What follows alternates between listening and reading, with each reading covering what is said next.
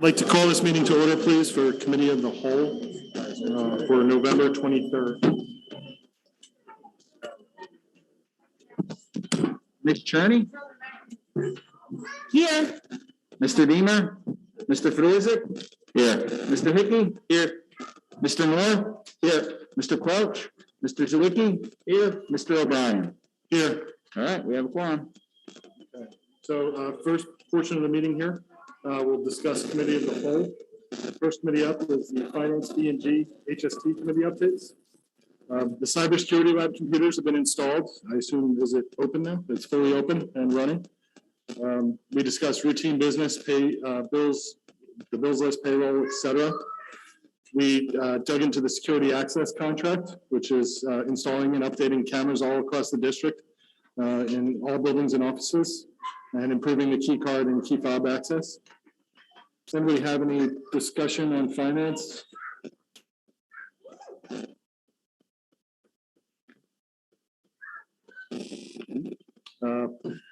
Transportation Committee is up next.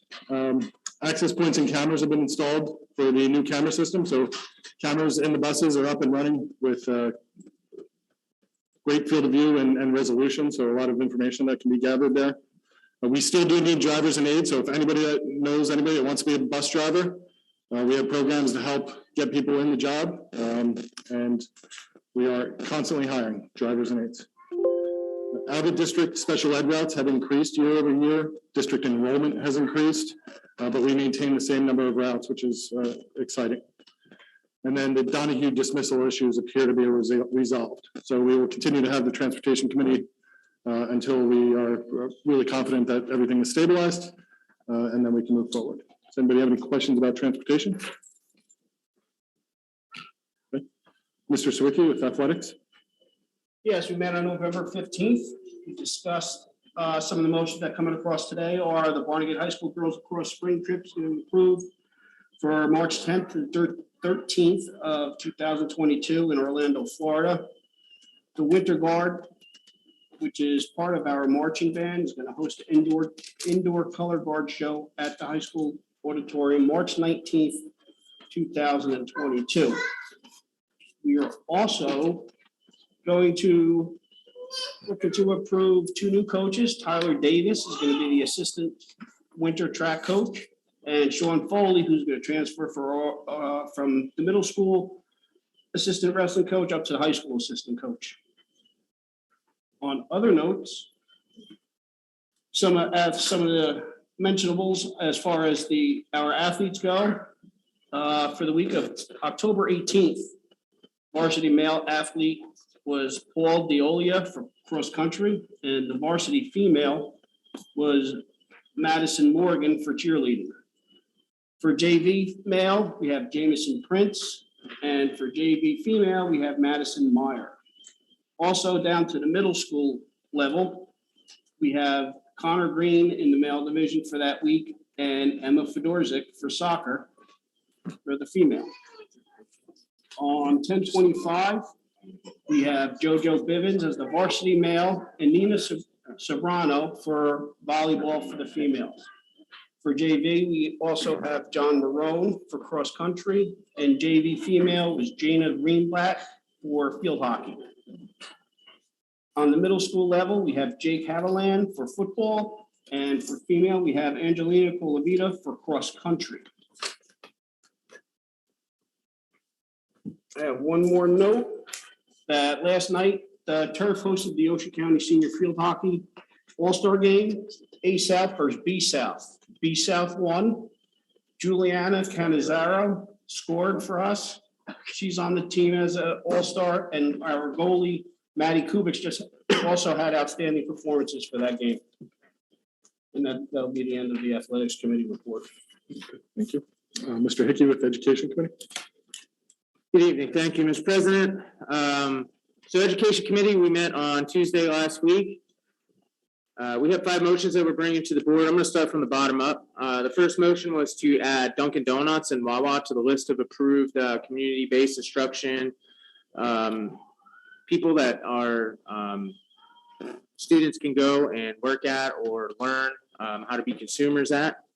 This is a great update for us because that list is starting to grow. And as we're coming out of the pandemic into more normal times, we're starting to see a lot more opportunities for our students. The second thing,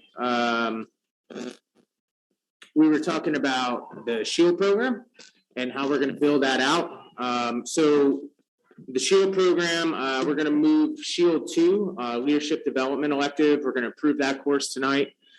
But more importantly, we were discussing the longer term, how we're going to build out all 4 years for SHIELD and doing some restructuring in the curriculum department to move SHIELD and ROTC under the same umbrella.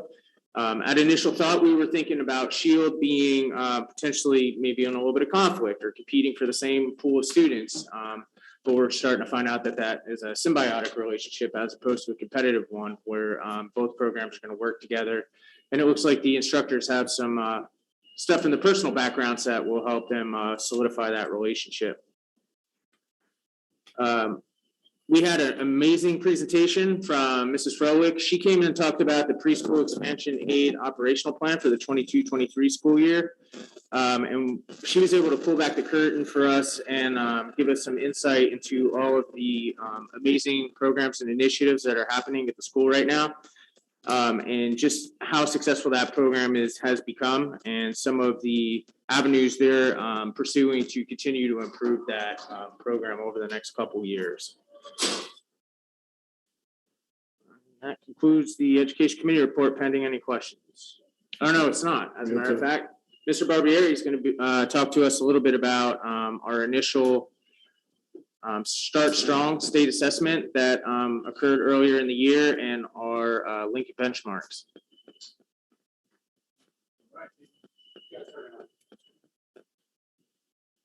Check. Well, thank you very much, Mr. Hickey, members of the Board of Education, members of the public. I'm going to be brief tonight, just here with some good news and wanted to share this information with you. This presentation is quite lengthy. Don't worry, I'm not going to go through it all tonight, but it is uploaded to the district website. It's on the curriculum page there, so you can peruse it at your leisure. I did just want to take a minute and orient you to kind of what you're looking at so you can make sense of it and kind of comb through it, in whatever manner would be most beneficial for you, because we know that folks have children all throughout the district, and this way they can really zoom in on the parts that are sort of most relevant to them. Okay, so what are we looking at here? So we know that New Jersey is back with its annual state assessment. There was a waiver last year, so the annual spring assessment in New Jersey, NJSA, New Jersey Student Learning Assessment, was postponed for obvious reasons until this fall, and it was rebranded as the Start Strong assessment, which our students did take in October. So really the purpose of this presentation is you've seen me up here for a couple of years now showing the Lincoln benchmarks. That's a third-party vendor that we use. It's used in about 150-something districts all throughout the state of New Jersey. And their big claim to fame is that it's very predictive of the state assessment. So you don't have to wait until the spring to see how the kids did. And then by the time you get the results, it's the summer, and then they're on to the next grade, and it kind of defeats the whole purpose of that test, right? So instead, we have a fall, winter, and spring benchmark.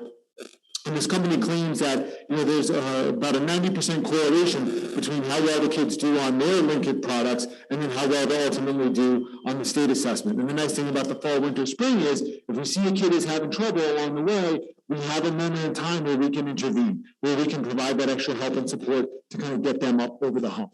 So, however, though, we've had Lincoln now. This is our moving into, I think, our third full school year with Lincoln. But because of, obviously, with the pandemic, we haven't had a chance to sort of test their claim and see how strong that correlation is between the Lincoln benchmarks and an actual state assessment. So this is just an insight for us to get a sense of, hey, does it do what it says, and is that correlation there? And the good news is that not only is the correlation there, but it looks like the picture is even maybe a little bit more rosy, than we originally anticipated. So there is close alignment between Start Strong and the Lincoln benchmarks. And Lincoln has that category bubble, which means they're kind of almost meeting expectations or right there. Maybe they missed it by a question or two.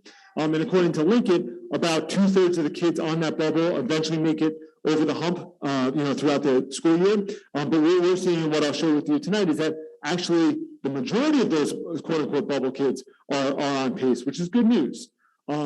Other good news, I'm certainly not happy that other districts, locally and around the country are struggling. But I linked some articles here, and you can see that we're actually doing pretty well, in Barnegat, and that the way that students are performing is actually in opposite of some of the national trends. So a lot of national trends are seeing decline over the past 5 to 10 years. We've actually seen growth over the past 5 to 10 years. So there's a series of charts below. Again, I'm not going to go through all of them. I'll just show you one or two. And like I said, you'll be able to jump to whichever school is of greatest interest to you. You notice we do not have Collins or Dunphy on there because the little ones do not take these tests. So this is from, 3rd grade and up. And so just to kind of give you a sense, and again, I'm not going to go through all of them, but just to kind of show you those graphs of what we're looking at here. This Start Strong is saying about half of our 9th graders are where they need to be. Okay, and versus, I've been up here posting some pretty dire numbers from Winkett, but it's looking like when they actually sit and take the state assessment, they're doing a lot better than maybe we thought. So it's like that old adage, if you talk to a coach, hey, I want to practice hard so that the game is easy. Well, you know what? Obviously, we want it to be as accurate as possible. But if anything, I'm glad that the preparation program, the training, if you will, that our kids go through is even a little bit more rigorous than what the state expects, because we really want to put them in that best possible place to be successful, come springtime. So there's a bunch of these slides for you all across the district, all across the different areas. I'm not going to go through them all right now, but I will provide you that opportunity to dive in and find the ones that you feel are the most relevant for you. I just kind of wanted to take a minute and orient you to what you're looking at here tonight. All right, are there any questions? Members of the Board of Education? Public? I guess that should be public session. Okay, well, thank you very much. Thank you, Mr. Barbier. That concludes the Education Committee report. Pending any questions from board members on any specific items? Thank you. Thank you. Next up is Edwards Committee. So the environmental study is expected to be completed by December. We approved that last month. Proposals, when are sent out for the park or whatever it is called, will include some option to reclaim some of the original building materials, and the proposals will be requested when the demolition timeline is more firm. Questions on Edwards? Mr. Fedorczyk with governance. Yes, thank you, Mr. President. Board members, it's not an accident. Once a Giants fan, always a Giants fan. Tom Brady got the best of me last night. My only consolation prize is Jason Garrett's gone. So governance met on November 17th. It was a very quick meeting. We continued the review of the 5,000 series policies. Those items are listed in motions 1, 2, and 3. They're up for second and final review or approval. Most of the conversation came around the instructional coach job description, which you'll see in motion number 4. Again, like I said, it was the bulk of the meeting's discussion. There's been concern from the field regarding the master teacher's position, specifically the roles and responsibilities and where they fall within the organizational chart. Those concerns were heard, and as a result, it's being moved that the title be changed to instructional coach to align more closely with the position's intended role. And then finally, one of the last minute items on there is motion number 5 in reference to a board member resignation. That's all I have, pending any questions from the board.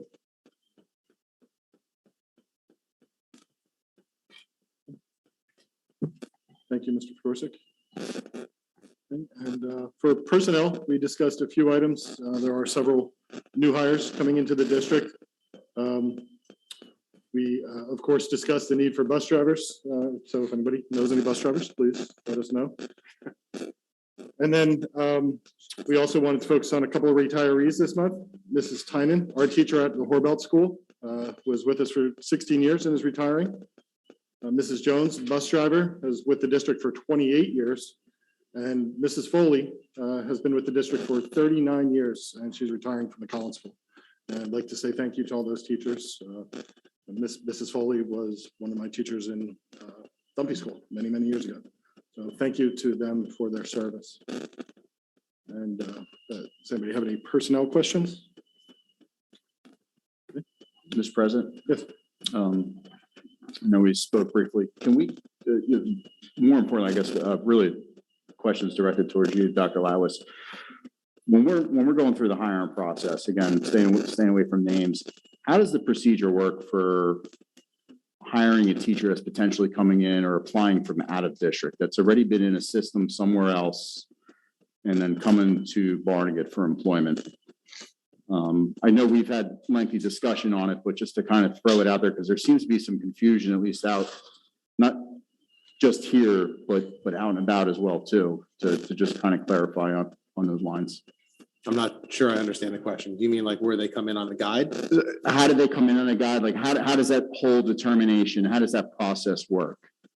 Because obviously, and this is where I'm at, as being a law enforcement officer, if I go somewhere else, I have a certain level of negotiating I can do, but typically there's a drawing point where that is at. Mhm. So how does that same circumstance work for a teacher? I certainly would expect a teacher from another district to come in at step one, 10, 20 years, whatever it is they got on board, but there's a reason why they're coming to Barnegat. So can you kind of go over the procedure for that a little bit? I'm not 100% sure I understand the question, but I'll do my best to field it, and then you can ask a follow-up. Sound good? Yes. Okay, so in any position that's posted, we post externally and internally to look for applicants through the equitable hiring practice. Then we conduct an interview.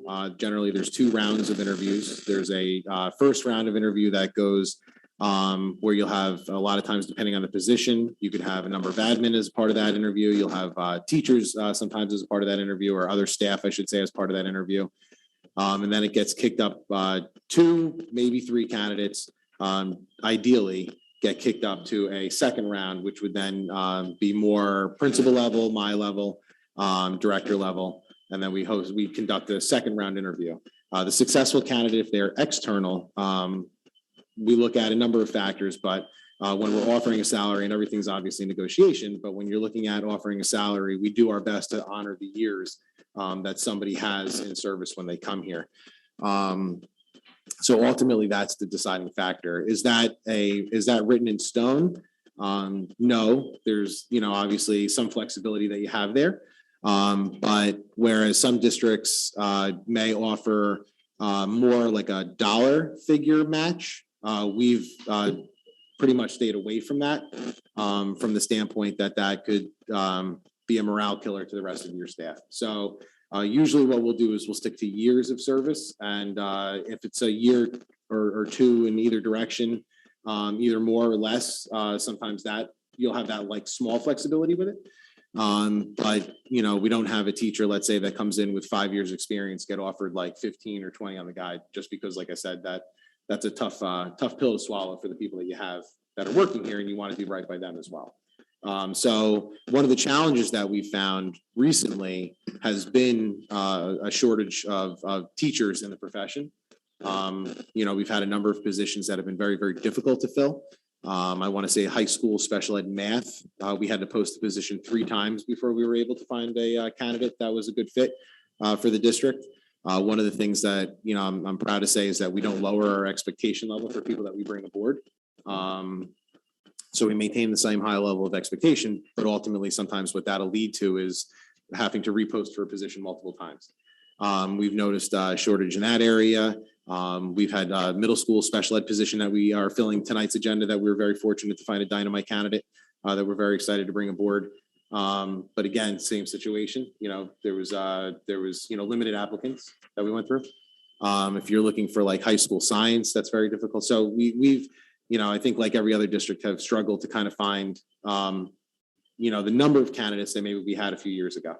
But ultimately, our rule of thumb is we stick to doing the right thing by a staff member when they come aboard as far as years of service. That's generally what we go by. And honestly, we've lost some good teachers because of that as well.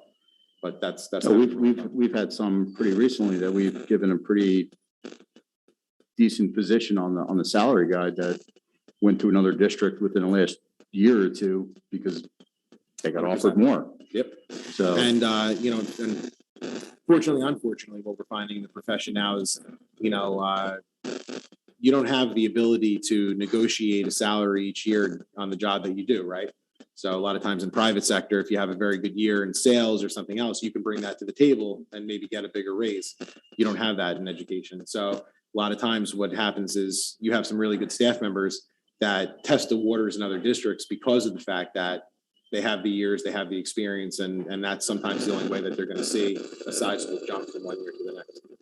So it's pretty safe to say then, if you got somebody who's coming in with 20 years, we're not gonna, if we drew the line in the sand at say step 15, and I'm just throwing a number out there, I don't know the numbers off the top of my head, but obviously, 20 years, I would think it'd be at least step 20 or more. Oh, yeah.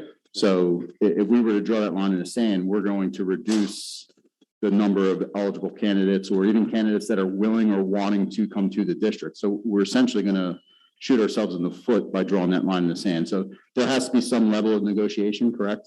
Correct, yeah. So we don't necessarily look at disqualifying a candidate because maybe they're top of the guide in another district. If somebody has 20 years experience, 25 years experience, I think in this case tonight, she came in with 20 some years experience. So then ultimately, she found herself getting offered, that spot on the guide as if she started her career here.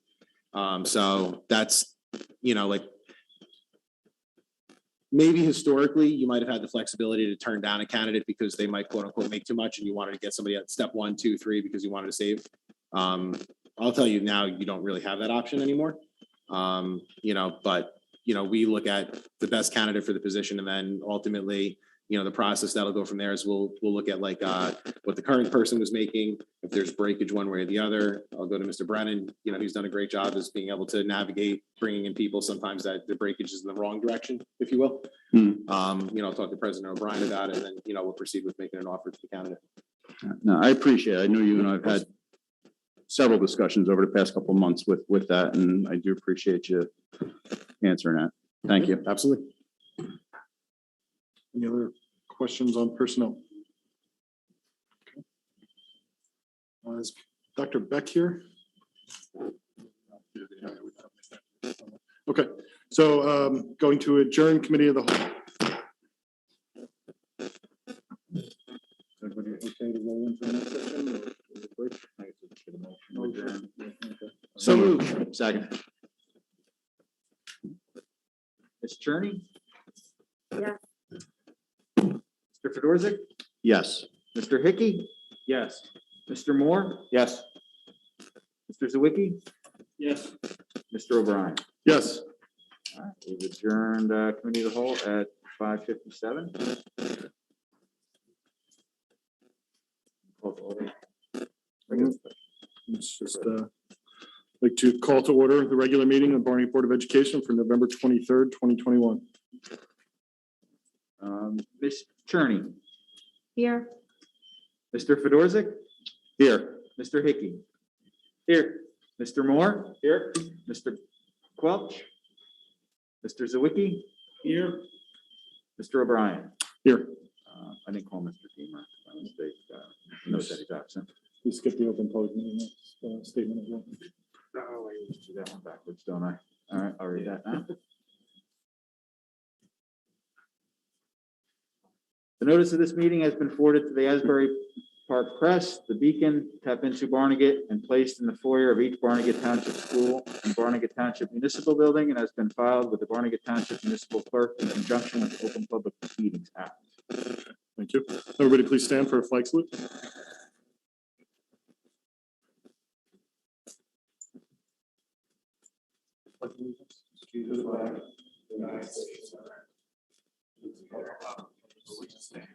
One nation, indivisible.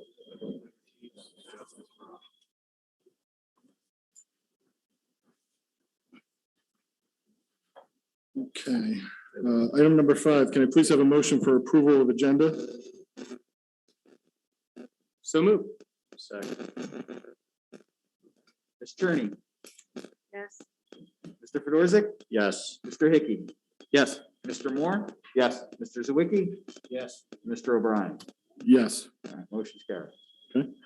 Number 6, can I please have a motion for the approval of minutes from October 24th regular session and October 24th executive? So moved. Second. Ms. Cherney? Yes. Mr. Fedorczyk? Yes. Mr. Hickey? Yes. Mr. Moore? Yes. Mr. Zawicki? Yes. Mr. O'Brien? Yes. All right, motion's carried. Okay. Next, we'd like to hear from Student Representative Maya Folds, please.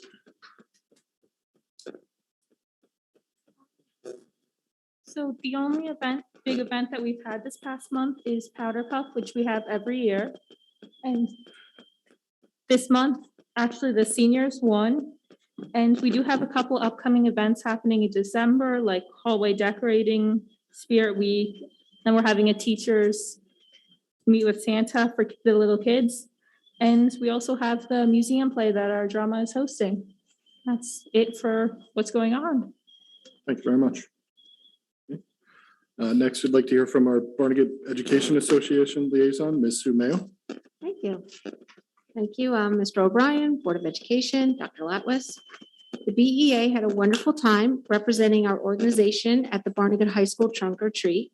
It was a great opportunity to see students of all ages coming out to a community event, so thank you for hosting. Thank you to Nora Green, our Vice President of Elementary, for organizing our trunk. And thank you, Board of Education, for your continued support of ensuring our teachers are safe and secure in our school and buildings. Have a happy Thanksgiving and a restful break. Thank you. Thank you. I took my kids to that trunk or treat and it was a great event. Yeah, it So was nice, right? hopefully we can make that happen every Yeah, year. It was it was really great. fantastic. Okay. Next up, all right, next up is superintendent highlights. First, I'd like to invite Mrs. Purpurai up to the mic so we could do the upstanders. Good evening, everyone. I am Dr. Purpurai, and I am here to present November's Upstanders. So as you know, Barnegat is a place where we believe in a positive school climate, family togetherness, and community involvement. And it's the marriage of these concepts that defines the Upstander program. To unite Barnegat as a district, we are utilizing the Bengal Pride acronym. So for November, we're using the letter N for nurturing. So all of our upstanders tonight have demonstrated nurturing behavior, and courtesy of lefties, they're receiving a $50 gift certificate for a family dinner. I'm honored to recognize 6 upstanding individuals. So when you hear your name, please join Superintendent Dr. Brian Latwis and also our board president, Mr. Sean O'Brien, in celebrating you by giving you your plaque and gift certificate. So first, our sophomore at Barnegat High School is Mar Pearson.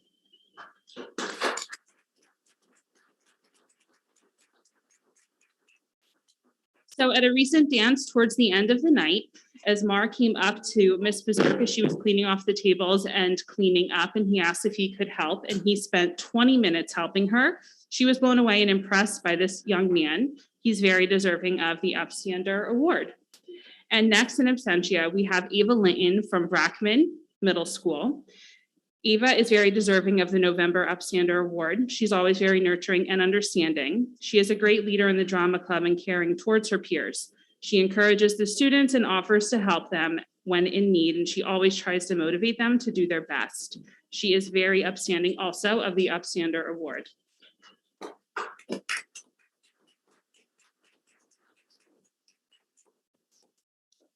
Next, we have 6th grader from Horbelt, Angelina Colavita.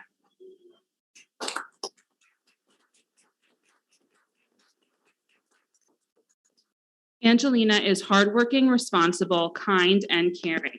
On many occasions during class time, Angelina has offered to help classmates in any way she can.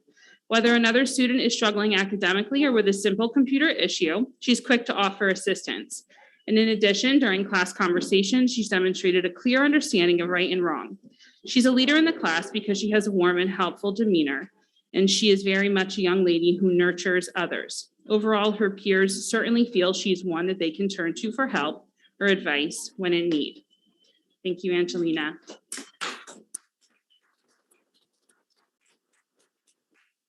Next, we will recognize 3rd grader at Donahue, Danny Esposito.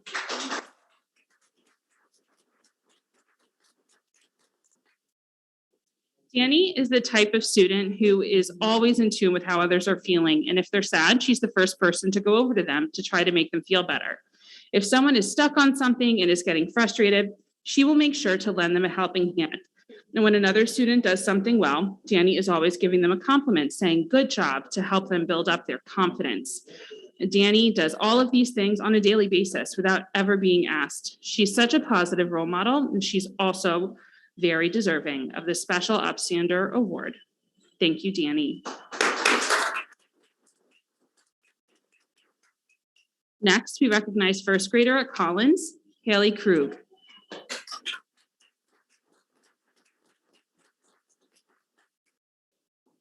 Haley demonstrates her nurturing personality regularly by being a thoughtful and caring friend. She encourages her classmates to do their best, and she is respectful of their feelings and helpful when they are upset. When a classmate was unhappy with a heart drawing, Haley was the first to say, "Well, I like it," to make them feel better. She is kind and she is nurturing in so many wonderful ways. Thank you, Miss Haley.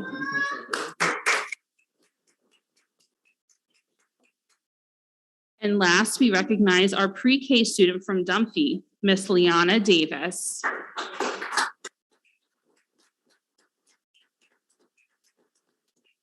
Liana is the most nurturing student in her class.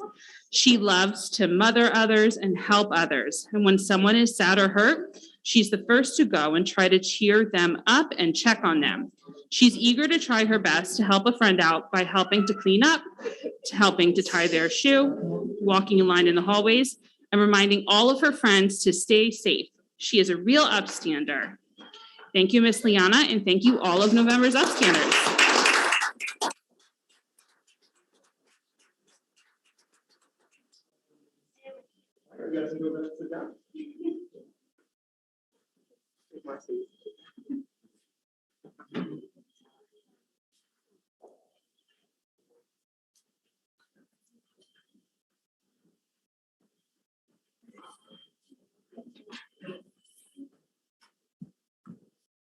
I just have a couple quick highlights that I'd like to go over. Sorry about having the earbud in. It's actually my children's parent-teacher conference is going on in the background right now. So a few things that I would like to highlight. First, Mrs. Lynn Cruz, our district ESL teacher, contributed to an article entitled "Implementing the Center for Applied Linguistics SciUp Interactive Activity Design Template in the Math Classroom," which is a mouthful, but it was published and featured in the fall 2021 edition of the New Jersey Math Teacher. So congratulations to Lynn Cruz. Parent Information Night was hosted by the Collins School on 11/10 to assist parents with grade level expectations, reading parent reports, how to help children with reading, and how to understand math at home. So big shout out to the individuals that were behind the scenes on making that happen and that were in the front of the classrooms teaching that. So thank you, Sue Mayo. Thank you, Cindy Gallagher. Thank you, Regina Santola, who I saw floating around in the back. Big thank you to Mr. Toddings and Mr. Fiorentino and everybody else that contributed to that.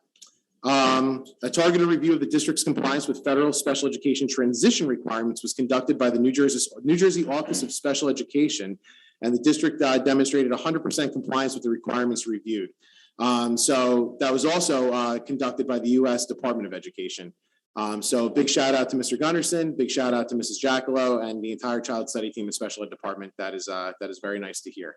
One of our second grade classrooms taught by Mrs. Viglone was participated in a virtual meeting with a class from France and presented information about our country. So that was a very cool experience. Barnegat High School girls, echoing Mr. Sawicki said, Barnegat High School girls volleyball team won the South Jersey Group 2 State Sectional Championship.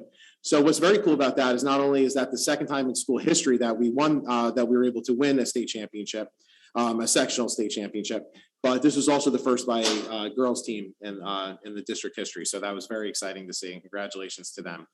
I saw Mr. Mackey floating around, I think, before. I don't know if he's still here, but big shout out to him. Congressman Andy Kim, senior advisor, reached out to our NJ ROTC program to participate in the color guard, to present colors at the Veterans Day celebration at Ocean County College. So big shout out to him and the ROTC.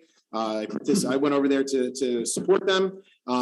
They looked fantastic, did a fantastic job, and were an excellent representation of the district and the township. So kudos to them.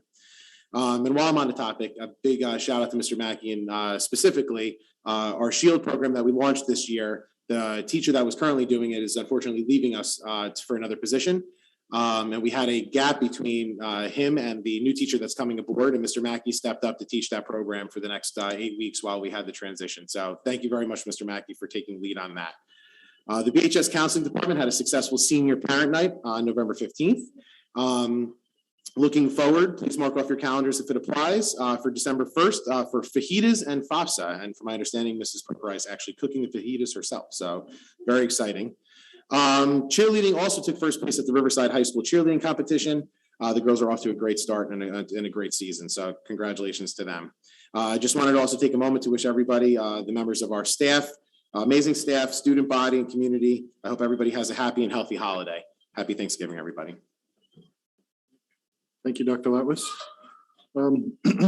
This month, we'll be voting to approve about $5.5 million in grant funding. That gives us a massive opportunity to fix what's broken and make drastically needed improvements for our school district.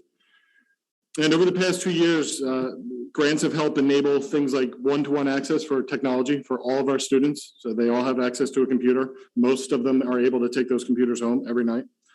Safety improvements in each school, including tents, filtration system, PPE, and many other invisible improvements.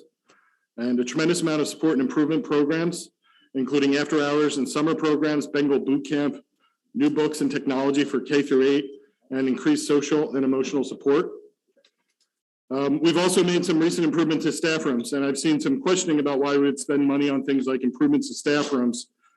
And I found myself wondering, we have a direct, you can chart a direct course from employee satisfaction to improvements in performance. And I think it's important to make sure that our staff knows that they are valued, that they are supported. So I personally am in favor of the improvements to the break room. We didn't turn these things into retreats, even though it has a cute name like Zenden. It's a room, with I'm not sure if it has windows, but some chairs. And each school was offered a budget to replace or update their staff rooms, and each individual school decided what they wanted to do. I think it does contribute to student improvement. Any organization, high employee satisfaction, it leads to improved results. The staff room offers a place for teachers to share ideas, grade papers, wait for copies to be made. This is a small gesture for them to be able to have some comfort throughout the day. There's a school in Virginia that has to end their school day 2 hours early on Wednesdays to combat teacher burnout and staffing shortages. So we need to find ways around drastic measures like that. And then according to a RAND Corporation survey, nearly 1 in 4 teachers said they were likely to leave their job by the end of the 2020-2021 school year, compared to 1 in 6 teachers who were likely on average prior to the pandemic. So that's a tremendous, tremendous problem with the industry. People are leaving the profession, and we want to make sure that we hold on to our good teachers. We'll also be voting tonight on security improvements, including communication, cameras, and card access systems. Bring our schools up to modern needs and should give every resident peace of mind that our school district is safe. And we've had some great expansion of the CBI and SLE internship programs, which helps our special ed students learn real life job skills and on-the-job training, which helps them be self-sufficient.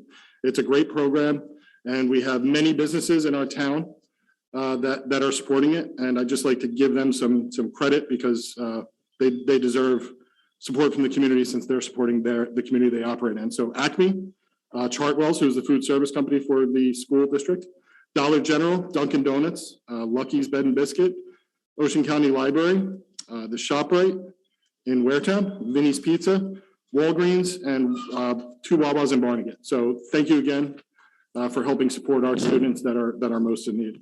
Then I'd also like to say happy Thanksgiving to everybody, and I hope everybody has a great holiday break. With that, I'd like to have a motion to enter public session, please. Second. Ms. Cherney, Yes. Mr. Fedorzik, Yes. Mr. Hickey, Yes. Mr. Moore, Yes. Mr. Quelch, Yes. Mr. Zawicki, Yes. Mr. O'Brien. Yes. All right, we're in open public session at 6:14. Okay, if anybody is online and would like to speak, please signal through the app. Is anybody in person? Sir? Please state your name and address for the record. Hi, my name's Daniel Hoffman. I'm a 9th grader here at Barnegat High School. I have packets to hand out to you guys. Can I do that real fast? Sure.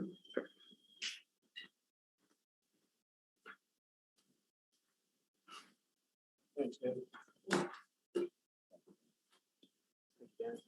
How you doing?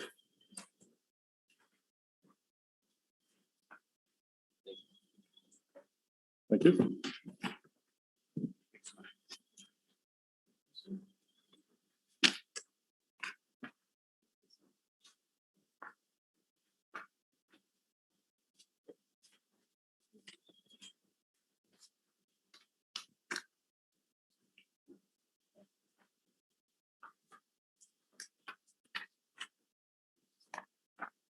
Okay, so again, my name's Daniel Hoffman. I'm in ninth grade here at Barnegat High School. And today I'm here to talk to you on behalf of the Christmas and Camouflage Project. Christmas and Camouflage works to send our soldiers who are overseas for the holidays a piece of home, a piece of warmth. That's found in supplies, necessities, and essentials that our community so proudly brings in. Most, if not all, soldiers have loved ones here in the States that they will not be able to see because they are fighting to protect our country. We want them to know that their hard work and sacrifice is not going unnoticed. Through the years, we've ran 5 drives and sent out hundreds of care packages, not just here in New Jersey, but also in North Carolina. This is all thanks to Michelle Lombardi. She was a previous teacher here in Collins. She started this program back in 2016. So how does it work? We call on our students, faculty, and community members to send in items. There's a bin in the lobby right here in the high school that they can bring them to. We've also worked to establish a bin in the Brackman School as well. That will be put up after their lockdown. At the end of the collection, we have our friends at Operation Yellow Ribbon come in to direct care packages and supplies to several overseas bases. So how can you help? Simply put, your support. You're the main propellant for our project. And we are counting on you to donate and help our soldiers.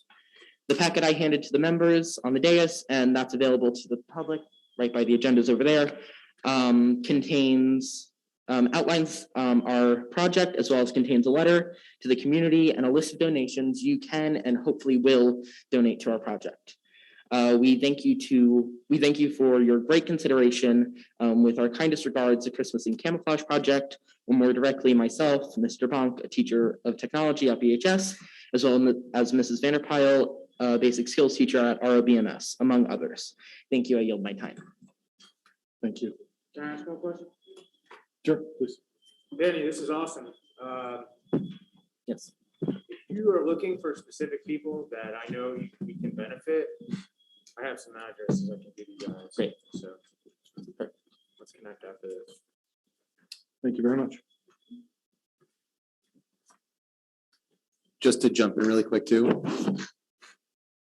Mr. Hoffman, if you want to send this to me or touch base with me tomorrow, I can make sure this goes out to all the parents in the district and goes out to the entire state as well. Because I think you'd have a number of people that want to participate. And Mr. Hoffman, can you over here?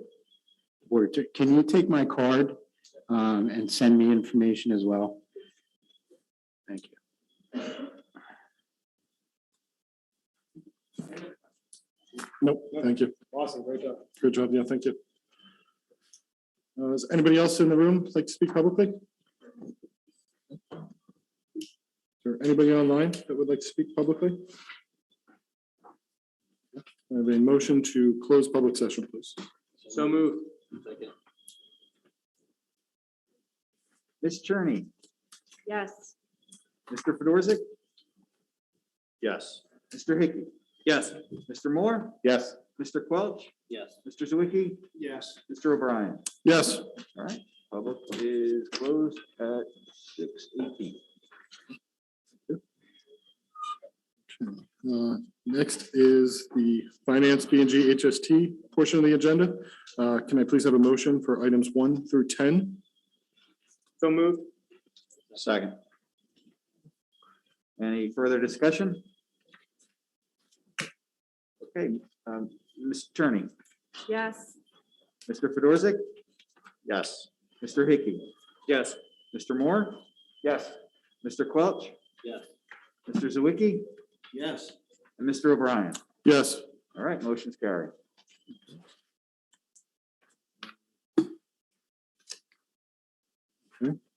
Next is the athletics portion. Can I please have a motion for item number 1? So moved. Second. Okay, any further discussion? Ms. Cherney? Yes. Mr. Fedorzik? Yes. Mr. Hickey? Yes. Mr. Moore? Yes. Mr. Quelch? Yes. Mr. Zwicky? Yes. Mr. O'Brien? Yes. All right, motion's carried. Next section is information purposes only for athletics. Next is education committee. May I please have a motion for items 1 through 8? So moved. Second. Any further discussion? Ms. Cherney? Yes. Mr. Fedorzik? Yes. Mr. Hickey? Yes. Mr. Moore? Yes. Mr. Quelch? Yes. Mr. Zwicky? Yes. Mr. O'Brien? Yes. All right, motion's carried. Okay. Next is governance. Can I please have a motion for items 1 through 5? Second. Any further discussion on those items? Ms. Cherney?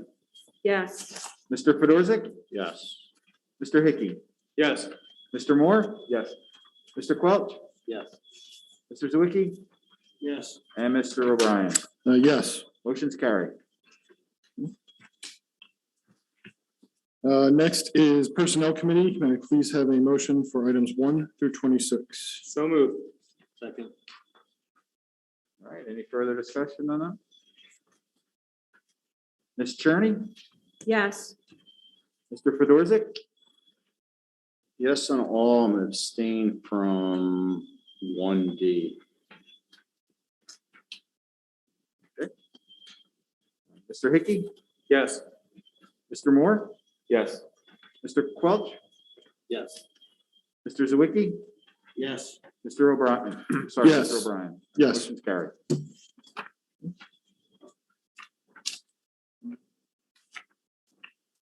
And then, so next is a motion to enter executive session, please. So moved. Second.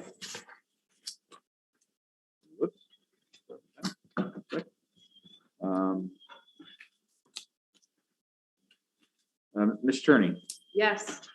Mr. Fedorzik? Yes. Mr. Hickey? Yes. Mr. Moore? Yes. Mr. Quelch? Yes. Mr. Zwicky? Yes. Mr. O'Brien? Yes, All right, we're in executive session at 6:22. we'll be back. Thank you.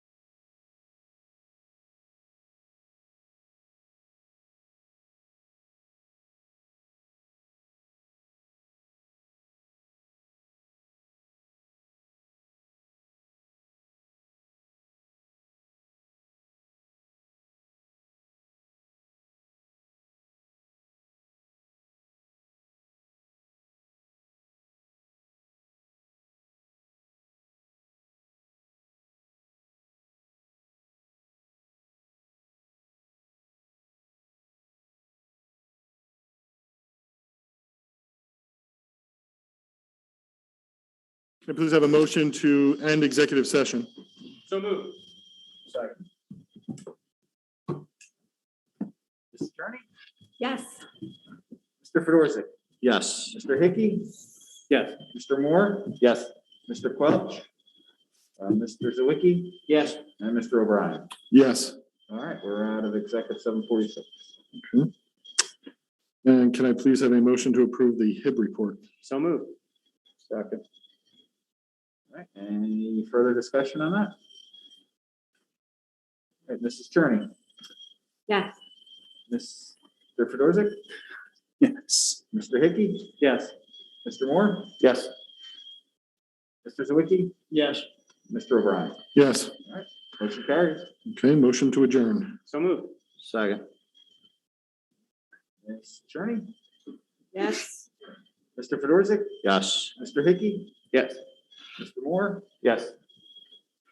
Mr. Zawicki? Yes. And Mr. O'Brien? Yes. All right, we are adjourned at 7:46. Thank you.